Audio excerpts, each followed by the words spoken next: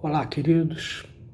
Vamos tomar a Bíblia nesse momento, vamos meditar. Quero te convidar a tomar a sua Bíblia na segunda carta do apóstolo Paulo aos Tessalonicenses, capítulo 1, versos 1 e 2.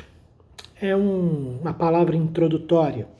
A gente vai entrar exatamente no texto a partir de amanhã, ok? Então, vamos lá. A Escritura diz assim, segunda carta do apóstolo Paulo aos Tessalonicenses 1, 1 e 2. Paulo, Silvano, também conhecido como Silas, e Timóteo, à igreja dos Tessalonicenses, em Deus, nosso Pai, e no Senhor Jesus Cristo. Graça e paz a vós outros, da parte de Deus, Pai, e do nosso Senhor Jesus Cristo. Muito bem. Por que Paulo escreve a segunda carta aos Tessalonicenses? A igreja de Tessalonicense foi uma igreja que Paulo ficou pouco tempo lá. E foi uma igreja que teve dificuldade de entender um pouco a doutrina dos últimos dias. Nós vamos ver aqui com detalhes. Então, Paulo escreve a segunda carta meses depois de escrever a primeira. Havia uma confusão no entendimento da igreja quanto à chegada do dia do Senhor para juízo e a segunda vinda de Cristo, que acontecerão simultaneamente. Entenda, o dia do Senhor, ele começa com a segunda vinda, ok? Arrebata a igreja e depois começa o reinado do anticristo e depois, tempos depois, Jesus vem para derrotar o anticristo e nós vamos estar com ele nessa batalha para derrotar o anticristo, a besta, a meretriz, o dragão e todas aquelas figuras malignas descritas no Apocalipse. A segunda vinda e o dia do Senhor acontecem simultaneamente. Eles querem dizer a mesma coisa, porque o juízo começa quando Jesus Cristo arrebata a sua igreja. Então, arrebatamento, dia do Senhor, isso é a mesma coisa e vai acontecer simultaneamente. O julgamento dos ímpios, né? Ato contínuo ao arrebatamento da igreja, ok? E o problema dos Tessalonicenses era justamente esse, eles ficavam inquietos, eles não entendiam direito, eles estavam preocupados em não estar preparados para o dia do Senhor, eles ficaram preocupados com o fato de o dia do Senhor vir como ladrão, de surpresa, mas para os ímpios, não para eles. E, enfim, muita confusão na mente dos Tessalonicenses. A primeira confusão é que os Tessalonicenses pensavam que o dia do Senhor, para juízo dos ímpios, já havia começado. Naquele tempo, no primeiro século, já havia começado. E que a segunda vinda de Cristo viria logo depois do dia do juízo do Senhor. Então, o entendimento deles era que não eram coisas simultâneas. Primeiro, o dia do Senhor já havia chegado para a maioria da igreja de Tessalonicenses. E então o dia do Senhor era algo que estava iminente, viria logo depois, e etc. Esse é o primeiro entendimento errado e nós vamos detalhar isso nos poucos minutos que temos para discorrer nesse vídeo. A igreja de Tessalônica foi rápida para entender o evangelho da graça e rapidamente deixou os ídolos gregos e romanos que adoravam para seguir a Jesus. Abandonaram os ídolos em tempo recorde, tiveram assim um entendimento maravilhoso da graça salvadora de Jesus Cristo. Não é fácil deixar ídolos que você pode ver, tocar e carregar para servir um Deus invisível que você não consegue ver. O ímpio tem muita dificuldade com isso. Os Tessalonicenses não tiveram. Mas a igreja estava muito confusa e inquieta com a escatologia. Escatologia é parte da doutrina que estuda os últimos acontecimentos, os últimos dias. Escatologia diz respeito a arrebatamento, dia do Senhor, juízo dos ímpios, anticristo, destruição do anticristo, da besta, do falso profeta, do dragão, da meretriz e assim por diante. Okay? Escatologia é o estudo dos últimos dias, dos últimos acontecimentos que se darão nessa terra antes que essa terra seja destruída, porque ela vai ser destruída. Ok? Tudo aqui nessa terra vai passar, inclusive esta terra, porque o Senhor fará para nós novos céus e nova terra onde habitam a justiça, e é lá que nós vamos habitar. Nós não vamos habitar nesta terra pecaminosa, maculada pelo pecado. Nós vamos habitar no novo céu e na nova terra perfeitos. Mas isso é assunto para uma outra hora. Então, eles tinham muita dificuldade com a escatologia, ok? O problema da igreja pode ser resumido em 3 situações que aconteciam, seja de entendimento, de comportamento ou de atitude consequente ao entendimento ruim.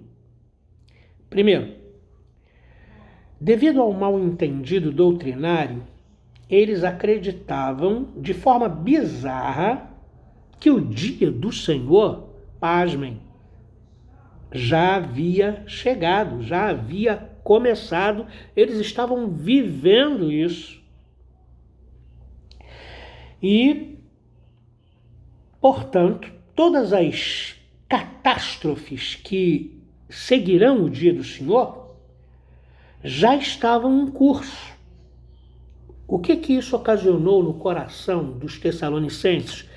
Pelo menos de grande parte da igreja, não eram todos, mas grande parte da igreja tinha embarcado nessa situação. Por conta disto, a comunidade ficou perturbada e assustada. Alguns diziam, o dia do Senhor chegou. Outros diziam, não chegou não, ainda virá.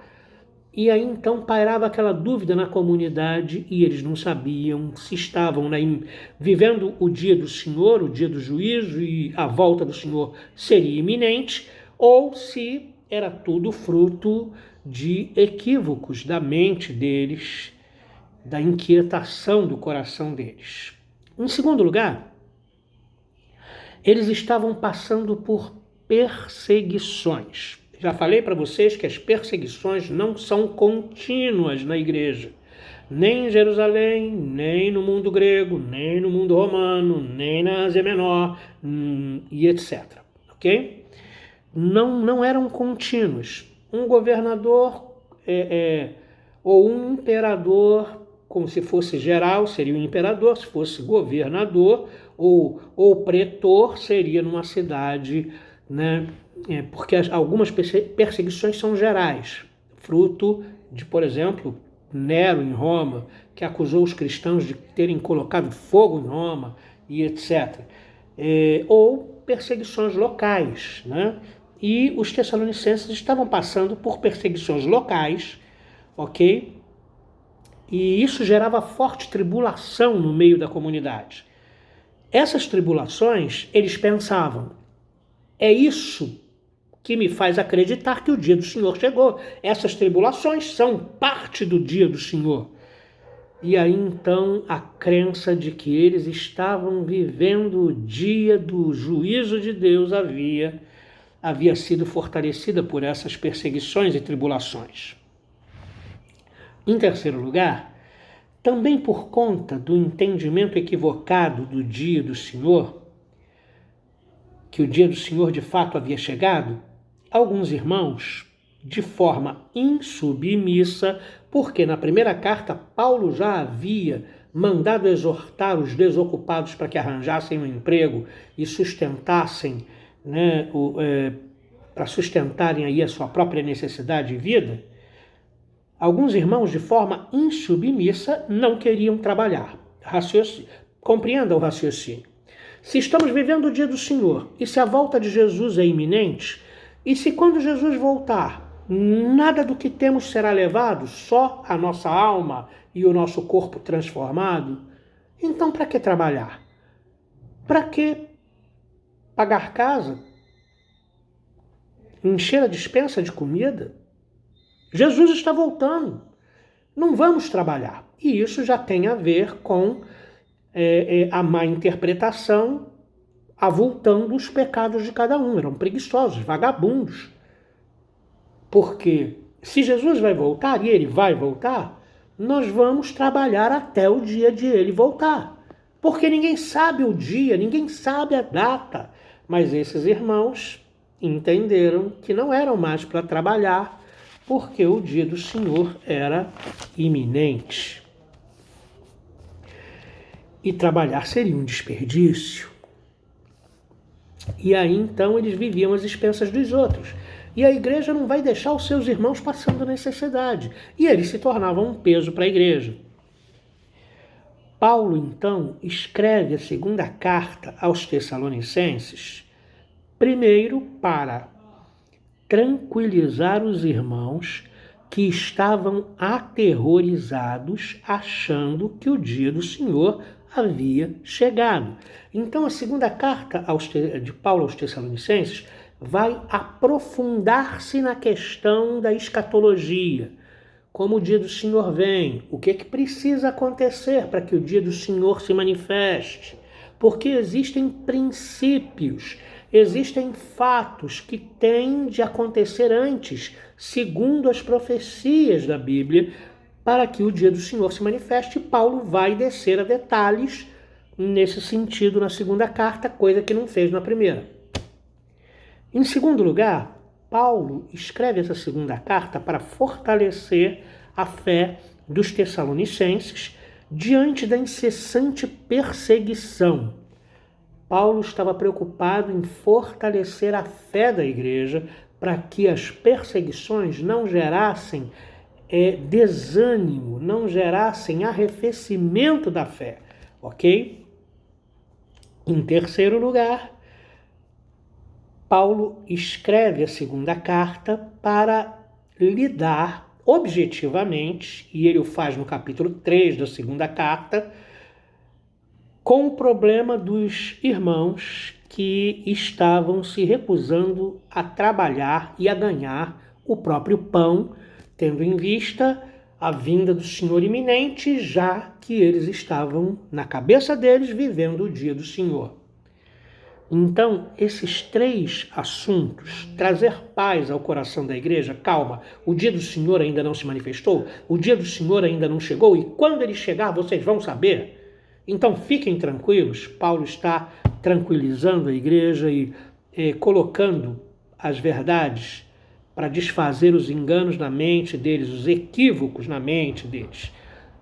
Em segundo lugar, fortalecer a fé para que eles continuem crendo, para que eles continuem perseverando na fé e não se deixando desanimar por causa da perseguição, porque a perseguição desanima, a perseguição cansa. Até quando, Senhor, nós vamos ser afligidos? Até quando? E depois lidar com o problema dos insubmissos que não queriam trabalhar, tinham que ganhar o próprio pão, não deveriam ser um peso para a igreja porque podiam trabalhar. Então, coloque isso, medite sobre isso, porque nos próximos vídeos nós vamos falar sobre a segunda carta, e o tratamento da segunda carta vai envolver esses três assuntos. Deus nos abençoe. Uma boa noite para você.